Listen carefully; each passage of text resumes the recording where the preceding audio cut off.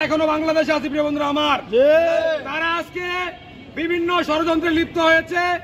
তারই ধারাবাহিকতায় ওই ডাকসু নিয়ে তারা ষড়যন্ত্র করছে। তারা জানে যদি সুষ্ঠু নির্বাচন হয়, সাধারণ শিক্ষার্থীরা যদি ভোট দিতে পারে, তাহলে বাংলাদেশ জাতীয়তাবাদী ছাত্র দল বিপুল ভোটে জয়লাভ করবে প্রিয় বন্ধুরা আমার।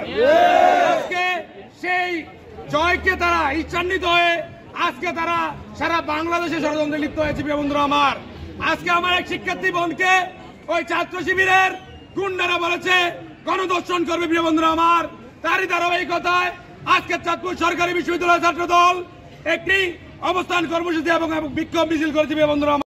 যদি সেই ঐক্য বিনষ্ট করা হয় তাহলে আবার ওই পেশিবাদ নারা দিয়ে উঠবে, আর সেজন্যই তারা ওই গুপ্তভাবে পেশিবাদের সাথে আঘাত করে সারা বাংলাদেশের ক্যাম্পাসগুলোকে উত্তপ্ত করছে বন্ধুরা আমার। আমরা দেখেছি সেই 24 পূর্ব সময়ে এই শিবিরের কারাররা ওই আওয়ামীদের ওই পেশিবাদের লুঙ্গির নিচে লুকিয়ে থেকে তাদেরকে সহযোগিতা করেছিল।